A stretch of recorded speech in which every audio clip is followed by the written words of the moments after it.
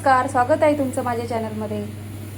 तर आज आपण बघणार आहे गुळाचा शिरा। त्यासाठी मी इथे घेतलेला आहे 1 वाटी रवा, अर्धी वाटी तूप घेतलं आणि हे आपल्याला छान इथे भाजून घ्यायचं आहे। अगदी छान लालसर रंग येईपर्यंत हा रवा आपल्याला भाजून घ्यायचा आहे।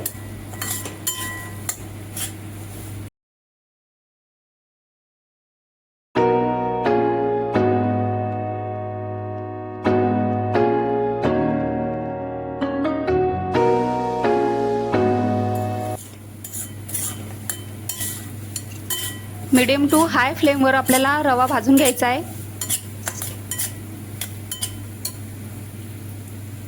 आणि इथे मी दुसऱ्या गॅसवरती 1 वाटी गूळ आणि 1.5 ग्लास पाणी हे उकळवत ठेवलेलं आहे। आणि साइड बाय साइड रवा सुद्धा भाजून घेत आहे।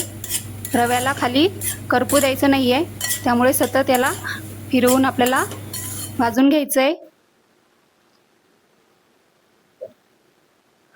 रवा चांगला भाजलेला असला तरच शिरा चांगला लागतो, कच्चा लागत नाही। आता ह्याचा तांबूस रंग यायला लागलेला आहे, पण अजून थोडंसं याला मी 1 ते 1.5 मिनिटं अजून परतवून घेते। आणि छान असा गोल्डन रंग झाला की ह्याच्यामध्ये आपल्याला गुळाचं पाणी घालून घ्यायचं आहे। थोडं थोडं गुळाचं पाणी घालायचं आहे, एकदम ओतायचं नाही, नाहीतर अंगावरती उडू शकतं। आपल्या आवडीनुसार आपल्याला जसा पातळ किंवा मऊ लुसलुशीत किंवा रवाळ असा शिरा जर आवडत असेल त्यानुसार याच्यामध्ये हे गुळाचं पाणी घालायचं आहे। कारण प्रत्येकाची आवड ही वेगवेगळी असते। मी याला अजून थोडंसं आटवून घेते। कलर बघा मस्त आलेला आहे आपल्या शिऱ्याला।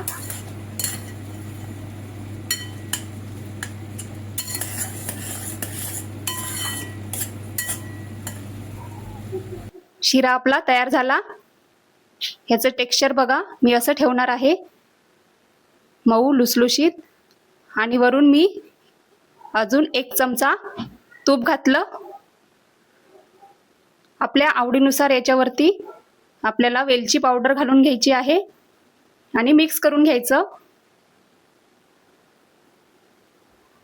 आवडत असतील तर ड्रायफ्रूट सुद्धा याच्यामध्ये घालू शकता। मी पण याच्यामध्ये ड्रायफ्रूट्स घालून घेणार आहे। वरून गार्निशिंगसाठी मी हे ड्रायफ्रूट्स वापरलेले आहेत। इथे बघा मस्त गोल्डन कलर आलेला आहे शिऱ्याला आणि किती छान दिसत आहे। खाण्यासाठी तयार झाला आपला गुळाचा शिरा। ही रेसिपी तुम्हाला कशी वाटली हे मला कमेंट्सद्वारे नक्की सांगा।